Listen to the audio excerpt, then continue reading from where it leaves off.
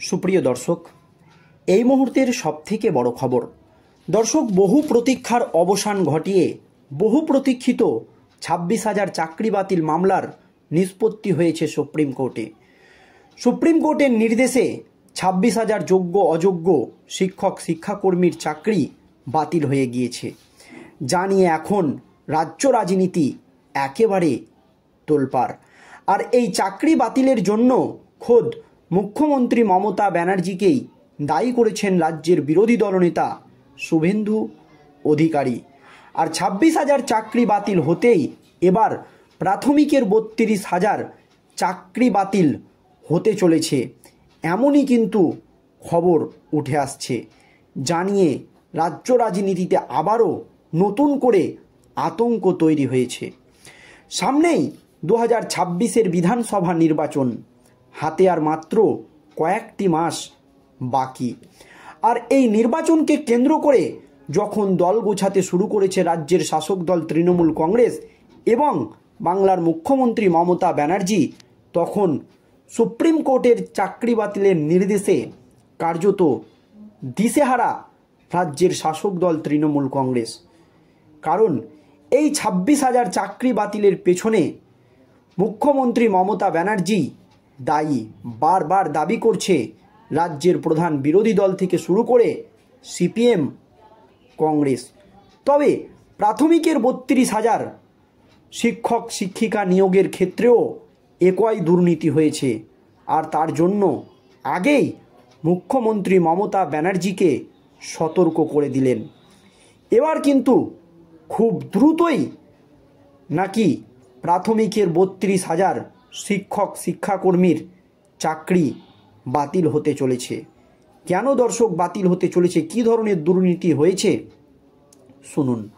শিক্ষক নিয়োগ দুর্নীতি নিয়ে দীর্ঘদিন ধরেই সরগরম বাংলা। বৃহস্পতিবার 2016 সালের এসএসসির সম্পূর্ণ প্যানেল বাতিল করেছে সুপ্রিম কোর্ট।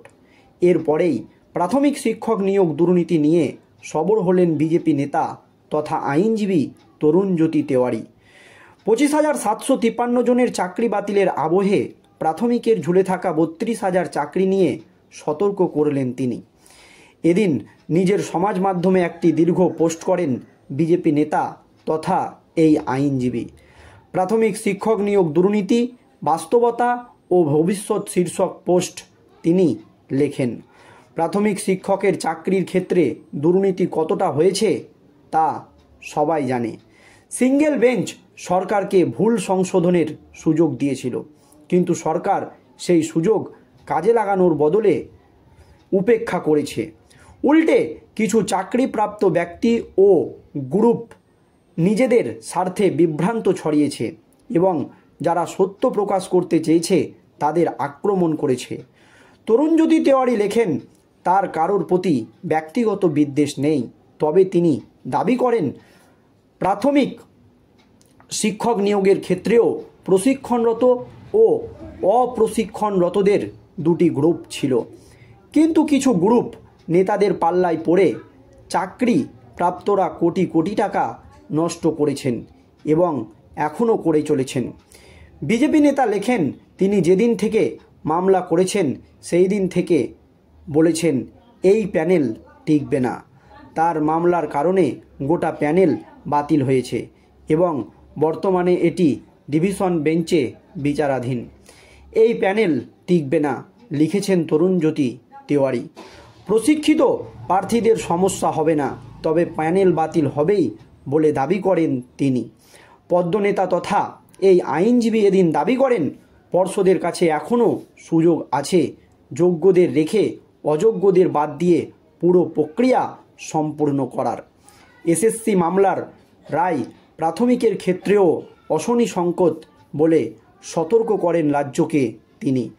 তরুণজ্যোতির কথায় হরাইজন্টাল ও ভার্টিক্যাল সংরক্ষণ নিয়ে যারা উচ্ছ্বাস দেখাচ্ছেন তারা পর্ষদ ও সরকারের ঘনিষ্ঠ আইনজীবীদের খেলায় পড়েছেন। পর্ষদ আজও প্যানেল প্রকাশ করেনি, কারণ সেখানে যে দুর্নীতি হয়েছে তা বোঝার জন্য রকেট সায়েন্স লাগে না। এই পোস্টে প্রাথমিক শিক্ষক নিয়োগ দুর্নীতির কয়েকটি গুরুত্বপূর্ণ দিনও তুলে ধরেছেন বিজেপি নেতা তথা বিশিষ্ট আইনজীবী তরুণজ্যোতি তেওয়ারি। তিনি লেখেন, সরকারি নিয়োগ সংরক্ষণ রোস্টার বাধ্যতামূলক ছিল, কিন্তু পর্ষদ তা মানেনি। অ্যাপটিটিউড সেন্টার নাম্বার প্রহসন অনেক অযোগ্য ব্যক্তিকে বেশি নম্বর দিয়ে চাকরি দেওয়া হয়েছে, অথচ যে পরীক্ষা আদৌ হয়নি সেখানেই পরে প্রমাণিত হয়েছে।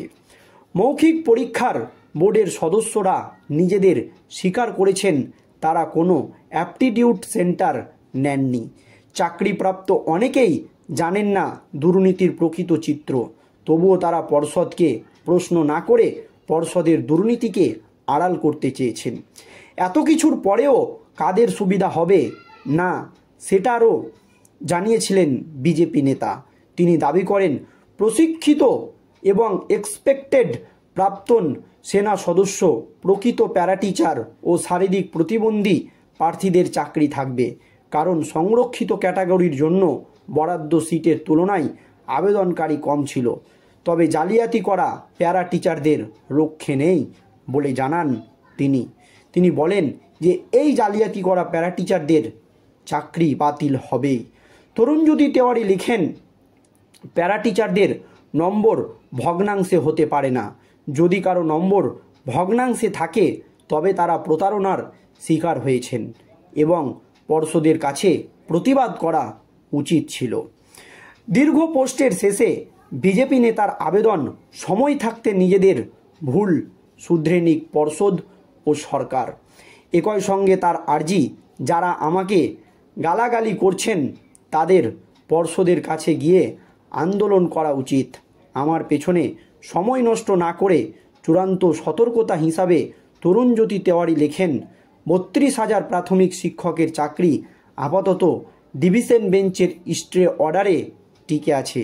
এসএসসির মতো প্রাথমিক নিয়োগেও একই পরিণতি আসন্ন, এই কথা একেবারে পরিষ্কার জানিয়ে দেন বিজেপির নেতা তথা বিশিষ্ট আইনজীবী তরুণজ্যোতি তেওয়ারি। তিনি বলেছেন, এই প্রাথমিক শিক্ষক নিয়োগ দুর্নীতির ক্ষেত্রেও ব্যাপক দুর্নীতি হয়েছে।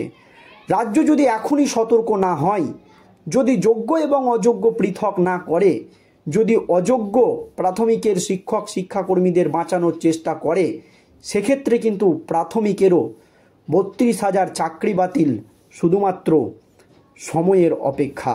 এটা হবেই, এই সতর্কতা জারি করে দিয়েছেন বিশিষ্ট বিজেপি নেতা তরুণজ্যোতি তেওয়ারি।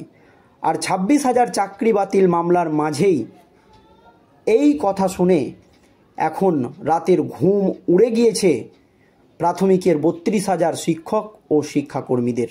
দর্শক, এই নিয়ে আপনাদের মতামত জানাবেন। ধন্যবাদ।